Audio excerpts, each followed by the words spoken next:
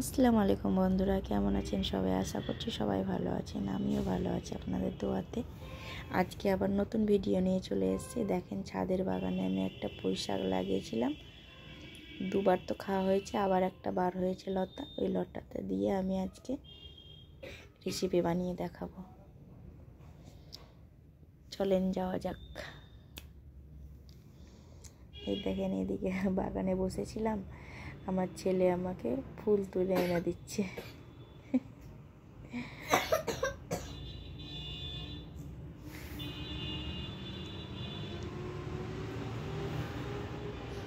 সোনামণিটা খেলা করছিল এখানে, আমি বসেছিলাম ওকে নিয়ে বাগানে।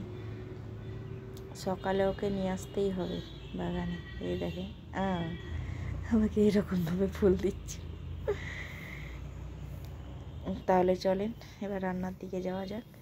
এই দেখেন, এখানে আমি কচু, বেগুন, শিম নিয়ে নিয়েছি। আমার আদা রসুন বাটা ছিল না, এমনকি ছিলই না। বাজারে গেছে আপনাদের দাদা, নিয়ে আসবে তারপরে হবে বলে আমি এটাকে আগে হলুদ আর লবণ দিয়ে সেদ্ধ করে নেব।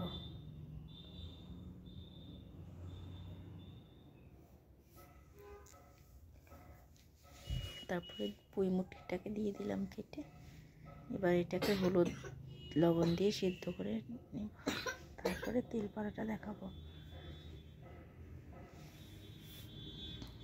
কে কে এই পুঁই মুটকির শাকটা খেতে ভালোবাসেন? আমাদেরকে তো খেতে হেভি লাগে।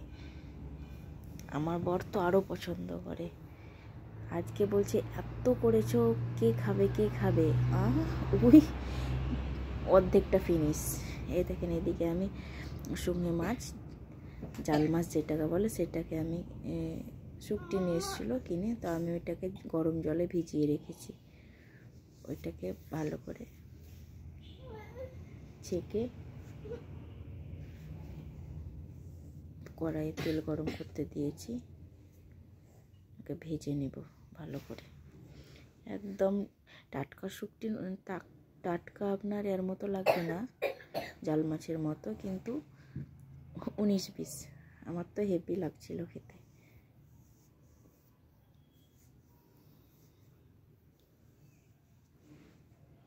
এটাকে আমি হলুদ লবণ দিয়ে ভেজে তুলে রাখবো।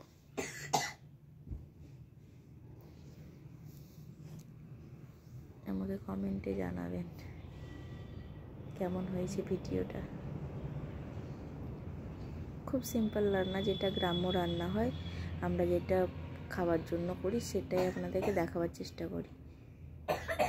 যে যেমন ছাদ বাগানে একটা ব্যালকানিতে লাগিয়েছি গাছ, ফুল গাছ, আর সবজি গাছ একটু একটু আছে। তারপরে এই যে আমাদের বাগানে ফাঁকা জায়গা আছে, এই জায়গাতেও আমরা অনেক সবজি লাগিয়েছি এবছর, বলেই সেগুলোকে তুলে ওই সবগুলোই আপনাকে দেখে দেখার চেষ্টা করি। আশা করছি আপনাদেরকে ভালো লাগলে, আর ভালো লাগলে লাইক কমেন্ট শেয়ার করে দিবেন। এই দেখেন, এইদিকে আমার এটা ভাজা হয়ে গেছে, এবার তুলে নেব।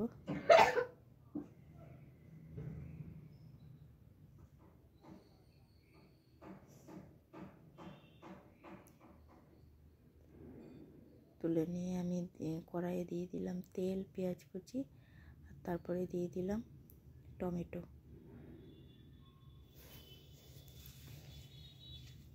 আদা রসুনও দিয়ে দিয়েছি, কেন কি আদা রসুন আগে ছিল না, তো আমি আগে হয়তো দিতাম ওই সেদ্ধ করার সময়, কিন্তু আগে ছিল না। এটাও খেতে হেভি হয়েছিল।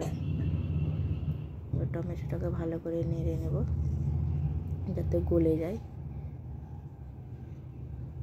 এতে লবণ হলুদও দিয়ে দিব, আর জিরে ধনেও আমি ওই যে মশলাটা বানিয়ে রাখি, সেই মশলাটাও দেওয়া হয়নি, ওটাও দিয়ে দেব। দেখেন, এবার এটাকে দিয়ে সঙ্গে মাছটাকে দিয়ে কষিয়ে নিলাম। তারপরে এবার এটাকে ছেড়ে দেব।